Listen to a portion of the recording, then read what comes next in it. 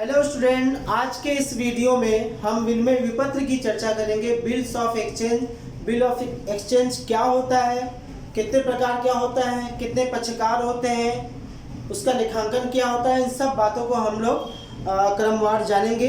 तो सबसे पहले आइए जानते हैं बिल्स ऑफ एक्सचेंज होता क्या है, विनिमय विपत्र कहते किसे हैं। तो इसको जानने से पहले हमें जानना पड़ेगा सौदों के बारे में। सौदा क्या है, ट्रांजैक्शन क्या है। किसी भी कंपनी में कोई भी गतिविधि होती है, व्यापार को लेकर के, व्यापार के माल को लेकर के कोई चीज़ बेची जाती है या खरीदी जाती है, या कोई खर्च किया जाता है, या कोई आय प्राप्त की जाती है, ये सब कंपनी के सौदे कहलाते हैं। सौदा, तो देखिए सौदे दो प्रकार के होते हैं। एक होता है नकद सौदा, एक होता है उधार सौदा। यहाँ पे देखिए हमने लिखा हुआ है नकद सौदा और उधार सौदा। नकद सौदा जो होता है वो नकद में होता है, यानी कोई गतिविधि होती है, कोई एक्टिविटी होती है, कोई सौदा होता है, उसका पैसा तुरंत दे दिया जाता है, जिससे दोनों के बीच में, क्रेता विक्रेता के बीच में कोई संबंध बनता ही नहीं है, किसी बिल की ज़रूरत ही नहीं पड़ती है, कोई बिल की आवश्यकता ही नहीं है, कोई लिखा पढ़ी की कोई ज़रूरत ही नहीं है। नकद सौदा जब हमने कर लिया तो किसी बिल की ज़रूरत नहीं है, क्योंकि हमारा कोई संबंध ही नहीं है, हम आपको पहचानते ही नहीं है, ऐसे कह सकते हैं, क्योंकि आपने पैसा दे दिया, सामान ले लिया। लेकिन जब सौदा उधार होता है तो वहाँ जान पहचान की जरूरत पड़ती है। हम किसे उधार दे रहे हैं, वो देगा कि नहीं देगा, वो कहीं भाग तो नहीं जाएगा।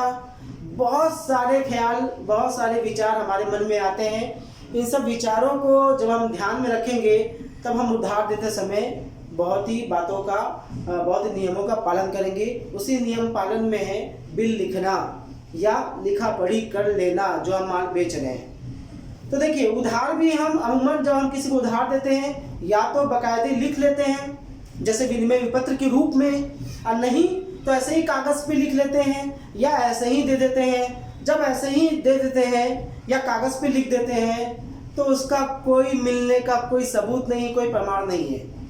वो बंदा हमें पैसा दे भी सकता है, नहीं भी दे सकता, हम कुछ भी नहीं कर सकते। फर्क समझिए ऐसे उधार देने में और विनिमय विपत्र के माध्यम से उधार देने में क्या फर्क है। फर्क यही है, विनिमय विपत्र के माध्यम से जब आप उधार देंगे तो आपका उधार एकदम सिक्योर होगा, सुरक्षित होगा, आपको पैसा उसका मिलेगा।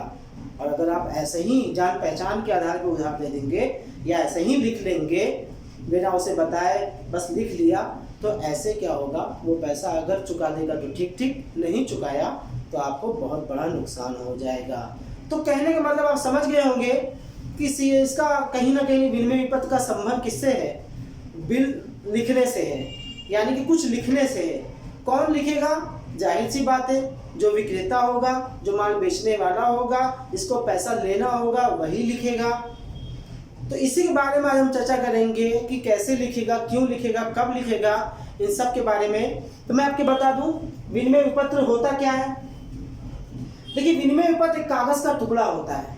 उस कागज के टुकड़े पे माल बेचने वाला जब उधार माल बेचता है तो बाकायदे लिखता है, कुछ वाक्य लिखता है। वाक्य लिखने पे उस पे स्टाम्प पे लिख देता है, या एक टिकट लगा देता है उस पे रजिस्ट्री करा करके, या उसे लीगली तौर पे लिखता है। ऐसा लिखने से वो सौदा जो है सिक्योर हो जाता है। उस पे हस्ताक्षर भी करा लेता है, किससे, क्रेता से, क्योंकि जब तक हस्ताक्षर क्रेता नहीं करेगा तब तक वो बिल वैध नहीं होगा, उसकी कोई गिनती नहीं होगी बिल में। तो बिल में गिनती करने के लिए, उसका फ़ायदा उठाने के लिए हस्ताक्षर बहुत ही इम्पोर्टेंट है। स्वीकर्ता से या जिसने माल खरीदा है उससे हस्ताक्षर कराने पड़ते हैं। तो विनिमय विपत्र होता क्या है। विनिमय विपत्र जब व्यापारी उधार माल बेचता है, उधार माल बेचने के बाद एक बिल लिखता है। बिल में वो क्या लिखता है, वही लिखता है कि मुझे या मेरे आदेशानुसार जितने का आपने उधार लिया है उतना मुझे इतने महीने बाद अदा करे। आदेश देता है कौन, विक्रेता। किसे, क्रेता को। विक्रेता क्रेता को बिल ऑफ एक्सचेंज में बिल लिखते समय आदेश देता है कि मुझे जितना भी आपने राशि मुझसे उधार माल खरीदी है, सामान तो मैंने दे दिया है, ठीक है, तो उस सामान के बदले में जो मुझे पैसा मिलने वाला है वो फ्यूचर में मिलेगा। फ्यूचर में मिलेगा 4 महीने बाद मान लो मिलेगा, तो 4 महीने बाद जब मिलेगा तब उसके बाद मिलने के बाद हम उस पर विचार करेंगे, ठीक है, यानी कि विक्रेता जो है साफ साफ यही लिखता है कि 4 महीने बाद जो भी पैसा मुझे आप देना चाहते हैं वो मुझे या मैं जिसको आदेश करूं उसे जितना भी पैसा लिखा हुआ है वो आप अदा कर दें। अगर आप अदा नहीं करते हैं तो उस पर स्टाम्प होता है, टिकट होती है, वो लीगल होता है, हम आपके खिलाफ कानूनी कार्रवाई भी कर सकते हैं। तो यहाँ देखिए मैंने नमूना लिखा है, विनिमय विपत्र साफ क्या कह रहा है, इधर उसका पता और दिनांक होता है, एक तरफ एक साइड में हस्ताक्षर लेखक का होता है, एक साइड में स्वीकर्ता यानी क्रेता का हस्ताक्षर होता है, और वो उसमें क्या लिखता है, टिकट भी लगा होता है, उसमें यही लिखता है कि आज से 4 माह पश्चात ₹1 मुझे या मेरे द्वारा आदेशित व्यक्ति को अदा करे प्रतिफल प्राप्त हो चुका है। यानी विनिमय विपत्र साफ साफ ये कहता है, विनिमय विपत्र लिखने वाला उसमें साफ साफ यही लिखता है कि मुझे आज की तारीख से 4 महीने बाद, 3 महीने बाद, 2 महीने बाद, 1 महीने बाद, 8, 7, 6, 5 महीने बाद, जितने महीने का भी बिल है उतने महीने बाद मुझे या मेरे कहने पर किसी और को मांगने पर पैसा दे दीजिए। यही इसी बात का उल्लेख किसमें होता है, विनिमय विपत्र में होता है। फायदा, विनिमय विपत्र का फायदा क्या है, फायदा यही है, सबसे बड़ा फायदा पैसा मिलना सिक्योर हो जाता है, क्योंकि अगर वो क्रेता भागेगा या पैसा नहीं देगा तो हम उस पर लीगली कार्रवाई यानी वैधानिक रूप से कोई कार्रवाई न्यायालय के पास जा सकते हैं, शिकायत दर्ज करा सकते हैं, या उसका व्यापार भी हम बंद करा सकते हैं। धोखाधड़ी के मामले में बहुत कुछ हम कर सकते हैं, जिससे उस पर एक मेंटल प्रेशर पड़ेगा और वो पैसा कहीं ना कहीं हमें चुकाने पर बाध्य हो जाएगा, जिससे हम जो डूबने वाले थे वो हम डूबने से बच जाएंगे। तो आपने जाना कि विनिमय विपत्र क्या होता है। विनिमय विपत्र एक ऐसा विपत्र होता है, एक साख पत्र होता है। देखिए साख पत्र भी इसे नाम दिया जाता है, क्रेडिट लेटर, ठीक है, जो भुगतान को स्थगित करा देता है कुछ समय के लिए। एक ऐसा साख पत्र होता है जिसको लिखने वाला कौन, विक्रेता, स्वीकार करने वाले पर, किस पर, क्रेता पर लिखता है। क्या लिखता है कि मुझे 4 महीने बाद, 3 महीने बाद, 2 महीने बाद इतना रुपया, 1 लाख, 2 लाख, जो भी रुपये का बिल, जो भी रुपये का माल उधार बेचा गया है उतना रुपया मुझे या मेरे आदेशित व्यक्ति को मांगने पर आदेश दिया जाता है कि जैसे ही वो दिन करीब आता है उसे आप उस पैसे को हमें दे दीजिए। इस बात का उल्लेख होता है लीगली तौर पर, विक्रेता द्वारा उल्लेख किया जाता है। जिस दिन पेमेंट का दिन आता है उस दिन बिल लिखने के बाद लेखक जो है, विक्रेता जो है, बिल अपने पास रखता है। अब आप सोचिए अपने पास क्यों रखता है, उसको क्यों नहीं देता। अरे जब उसको दे देगा तो उसके बाद प्रमाण क्या रहेगा कि आपने माल बेचा है। यानी बिल अमूमन किसके पास होता है, विक्रेता के पास होता है। अब वो कब क्रेता को देता है, जब बिल की पेमेंट की डेट आती है तब देता है। तो जब तक पेमेंट का डेट ना है तो बिल विक्रेता के पास होता है, वो प्रस्तुत करता है। जिस दिन डेट आता है क्रेता उसे देखता है, चेक करता है, उसके हस्ताक्षर ऑलरेडी होते हैं, वो पैसा पेमेंट कर देता है। जब पैसा पेमेंट कर देता है तो एक तरफ से पैसा विक्रेता लेता है और दूसरे हाथ से वो बिल जो वो रखा था कि मैंने 4 महीना अपने पास, उसे वो उठा के क्रेता को दे देता है, जिससे बिल की कहानी खत्म हो जाती है। अगर वो पेमेंट नहीं करता है तो उसके बाद और स्टेप बढ़ जाते हैं, बिल में और समस्याएं आ जाती हैं, फिर उसका समाधान निकाला जाता है। इस तरीके से धीरे धीरे कई बातें सामने आती जाती हैं। लेकिन अगर पेमेंट हो जाए तो बस यही होता है कि हम बिल लिखेंगे, बिल अपने पास रखेंगे, पेमेंट का दिन आएगा, हम प्रस्तुत करेंगे, आप उसका पेमेंट करेंगे और पेमेंट के बाद सारी समस्या का समाधान हो जाएगा। हमारा आपका संबंध बना रहेगा, उधार हम अच्छे से चला पाएंगे, हमारी कंपनी सही रहेगी, हम आगे बढ़ते रहेंगे, उनको भी आसानी होगी, हमें भी आसानी होगी। तो इस तरीके से आपने जाना कि विनिमय विपत्र क्या होता है। अब मैं आपको बताऊंगा विनिमय विपत्र की विशेषताएं। बच्चों अब हम लोग चर्चा करेंगे विनिमय विपत्र की विशेषताओं की, उनके लक्षण की, क्या लक्षण होते हैं, क्या विशेषताएं होते हैं, इसके बारे में आप यहाँ देख सकते हैं। सबसे पहला जो लक्षण है वो लिखित होना, बिल का लिखित होना।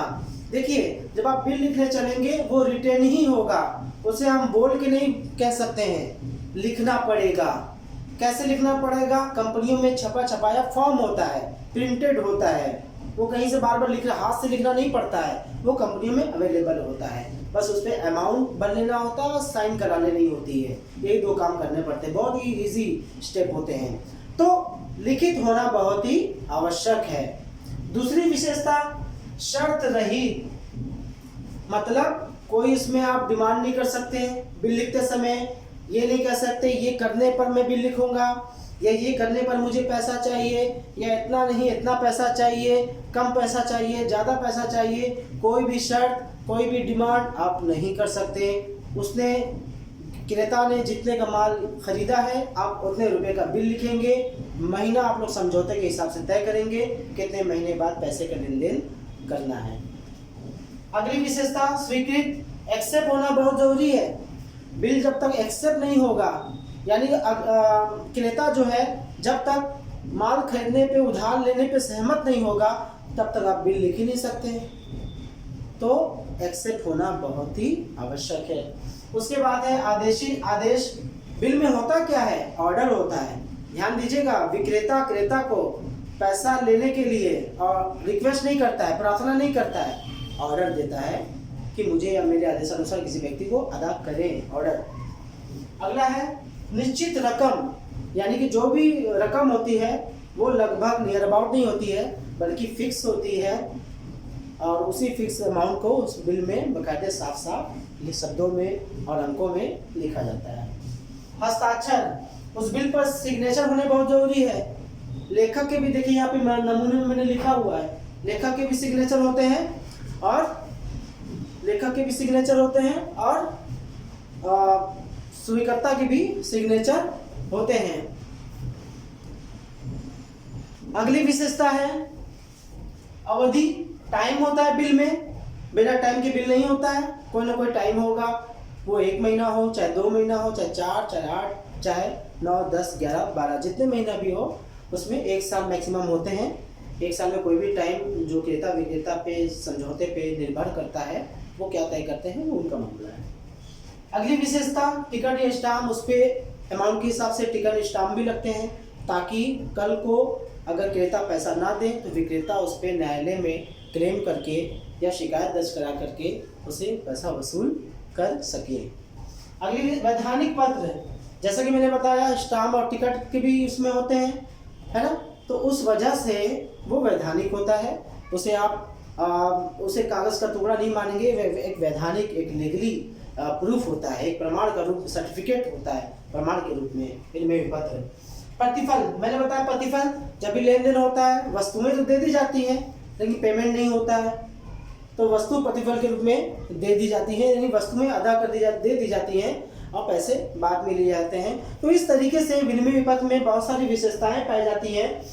इस विशेषताओं को आपने जाना कि लिखित होना चाहिए, शर्त रहित होना चाहिए, स्वीकृत होना चाहिए, आदेश होता है, रकम निश्चित होनी चाहिए, दोनों के हस्ताक्षर होते हैं, अवधि होती है, टिकट लगते हैं उस पर, वैधानिक होता है, प्रतिफल की बात होती है। इस तरीके से पूरा उसमें सब कुछ शामिल होता है। जब सब कुछ शामिल होता है तो विधिवत वो विनिमय विपत्र का रूप धारण कर लेता है।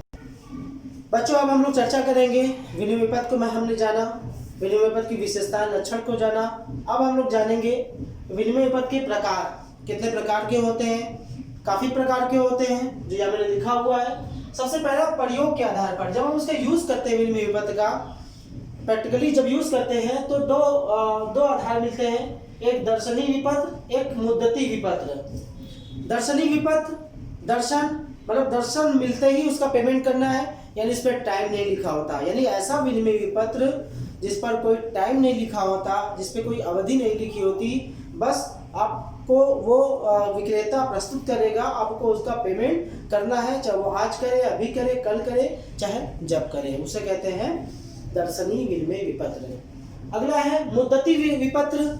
मुद्दत यानी एक टाइम के बाद जब विनिमय विपत्र इस उद्देश्य से लिखा जाता है, उस पर लिखा भी जाता है टाइम। जब विनिमय विपत्र में टाइम, जैसा कि मैंने अभी नमूने में लिखा था 4 माह टाइम दिया था, तो वो 4 माह क्या है, मुद्दती विनिमय विपत्र है। यानी जिस विनिमय विपत्र में टाइम का उल्लेख होता है, अवधि का उल्लेख होता है, कुछ अवधि बाद पैसा मिलना तय होता है, तो उसको कहते हैं, जो फिक्स होता है वो बदलता नहीं है, तो ऐसे विपत्र को कहते हैं मुद्दती विनिमय विपत्र।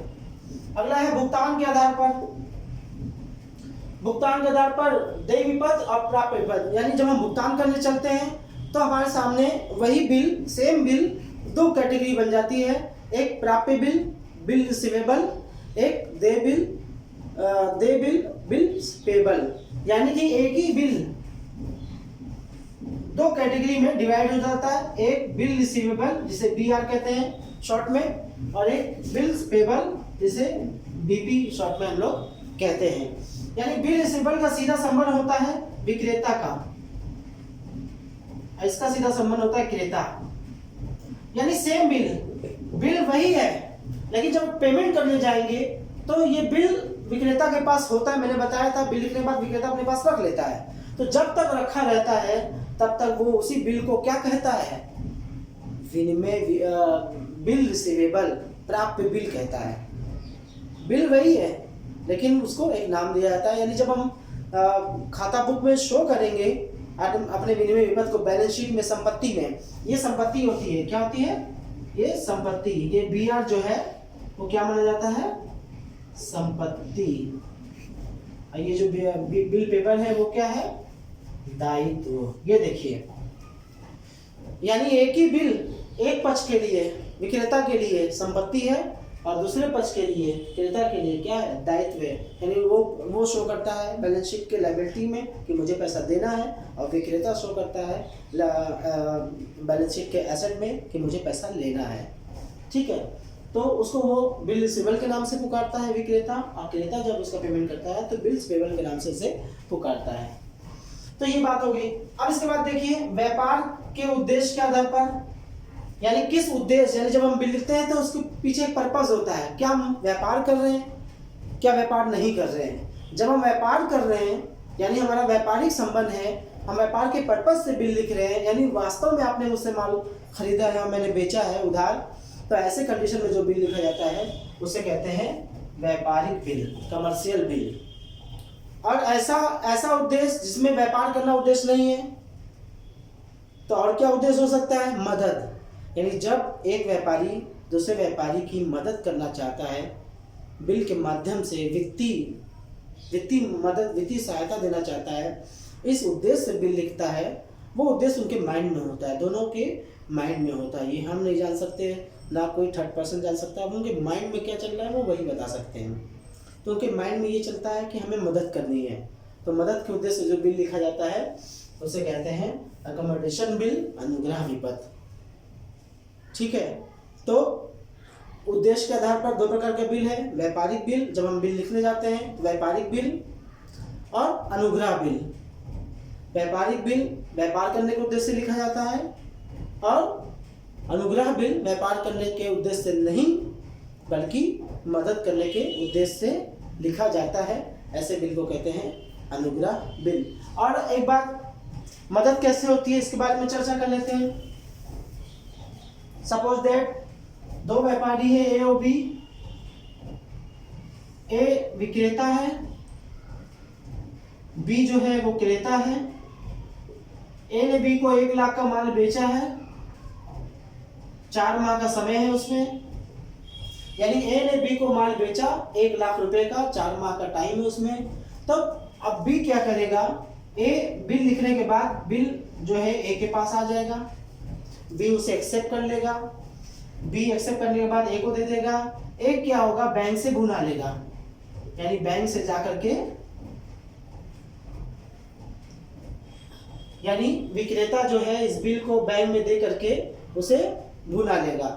यानी कि उसे जैसे चेक भुनाया जाता है वैसे बिल को भी भुनाया जा सकता है बैंक में। बैंक कुछ डिस्काउंट लेते हैं, जैसे 100 रुपये का बिल है तो आपको 90 रुपये वो दे सकता है, 10 रुपये वो काट सकता है।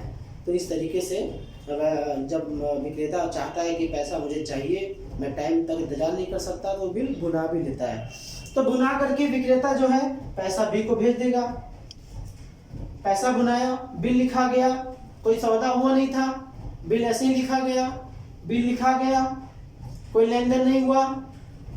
बिल लिखने के बाद बिल भुना भी जा चुका। अब बैंक को क्या पता कि किस उद्देश्य से बिल लिख के आया है, वो तो पैसा देगा ही देगा। पैसा आ गया, फिर उसने क्या किया? पूरा पैसा किसको भेज दिया? क्रेता को भेज दिया। क्रेता ने अपना काम किया। काम करने के बाद जब बिल का पेमेंट का दिन आया 4 महीने बाद, तो क्रेता ने विक्रेता को अपने पैसे अदा कर दिए। यहाँ पे बैंक बीच में आ गया, तो पैसा किसे मिलेगा? बैंक को मिलेगा। यानी क्रेता फाइनल में 4 महीने बाद बैंक को पैसा अदा कर देगा। इस तरीके से बिल की कार्यवाही समाप्त हो जाएगी और मदद भी हो जाएगी, जबकि कोई सौदा कोई लेन देन लोगों के बीच में नहीं हुआ था। दोनों दोस्त थे, दोनों व्यापारी वर्ग थे और दोनों दोस्त थे, एक दूसरे की मदद करना चाह रहे थे, तो मदद हो गई। तो इस तरीके से अनुग्रह बिल का सिस्टम है, ऐसे किया जाता है। इसके बाद अब हम लोग चर्चा करेंगे विनिमय विपत्र के पक्षकार। बच्चों अब हम लोग चर्चा करेंगे विनिमय विपत्र के पक्षकार की। कितने साइड होते हैं? तो एक बिल को लेकर के 3 पक्षकार होते हैं, 3 लोग सामने आते हैं। पहला पक्षकार जिसे विक्रेता कहा जाता है, जिसे लेखक भी कहा जाता है, जिसे लेनदार भी कहा जाता है, या बिल लिखने वाला भी कहा जाता है। उसकी इंग्लिश रहती है ड्रावर। और दूसरा पक्षकार है क्रेता, स्वीकर्ता भी कर सकते हैं, आई भी कह सकते हैं, उसकी इंग्लिश है ड्रावी। और तीसरा पक्षकार पाने वाला, अमाउंट, पैसा किसे मिलेगा? जो भी पैसा बिल की राशि पाएगा उसे कहेंगे पाने वाला। तो 3 पक्षकार होते हैं बिल के, विनिमय विपत्र के। एक ड्रावर जो माल बेचता है, जो बिल लिखता है, जो उधार माल बेचता है, जो पैसा देता है, उसे ड्रावर कहते हैं। वो उसे लेखक भी कह सकते हैं, उसे विक्रेता भी कहते हैं। एक ड्रावी जो माल खरीदता है या जो बिल एक्सेप्ट करता है, उसे ड्रावी कहते हैं। उसे क्रेता, स्वीकर्ता, आहरी भी कह सकते हैं। और तीसरा है पेई, पाने वाला। बिल की राशि जो पाता है उसे पेई कहते हैं। पेई खुद विक्रेता भी हो सकता है, या बैंक भी हो सकता है, या कोई थर्ड पर्सन भी हो सकता है। जैसे इसके पहले मैंने बताया अनुग्रह विपत्र में कि मदद होती है, तो वहाँ मदद के लिए उसने बिल भुनाया था बैंक से। तो अब जब मदद हो गई, बिल का पैसा बैंक पाएगा, तो पेई कौन बन जाएगा? बैंक बन जाएगा। तो पेई कोई भी हो सकता है, खुद विक्रेता भी हो सकता है। अब विक्रेता ना हुआ, वो जिसको आदेशित करेगा, तो वो अगला पर्सन जो है, नेक्स्ट पर्सन जो भी थर्ड पर्सन होगा, वो बन जाएगा पैसा पाने वाला। ठीक है। तो 3 पक्षकार होते हैं, ड्रावर, ड्रावी और पेई। बच्चों अब हम लोग चर्चा करेंगे लेखांकन की। कौन कौन से जनरल एंट्रीज होते हैं? देखिए, विनिमय विपत्र का कोई भी मामला होता है, चाहे बिल लिखना हो, माल बेचना हो, माल खरीदना हो, तो जनरल एंट्रीज होती है और कुछ खाते बनते हैं। तो इसी क्रम में हम लोग कुछ जनरल एंट्रीज को समझेंगे। बेसिक जो एंट्रीज होती हैं, देखिए सबसे पहले इसकी शुरुआत कहाँ से होती है? विनिमय विपत्र की शुरुआत माल उधार खरीदने और बेचने से होते हैं। 2 पक्षकार मेन होते हैं। लेखे जब हम करते हैं तो 2 पक्षकारों के यहाँ मुख्य रूप से करते हैं। पेई के यहाँ लेखे होते भी हैं और वो नहीं भी हो सकते हैं, पेई जरूरी नहीं है, लेकिन 2 पक्षकार मुख्य होते हैं, एक ड्रावर, एक ड्रावी। तो हम ड्रावर अपने यहाँ जनरल में लेखे करेगा, ड्रावी अपने यहाँ जनरल में लेखे करेगा। अगर हम ड्रावर हैं तो हम ड्रावर के यहाँ जो जनरल एंट्रीज होती है वो करेंगे, और ड्रावी अपने यहाँ अपना करेगा। तो हम दोनों के यहाँ समझेंगे, दोनों के यहाँ क्या क्या होता है। देखिए 2 पक्षकार हैं, एक ड्रावर, एक ड्रावी। सबसे पहले शुरुआत कहाँ से होती है? माल खरीदने बेचने से।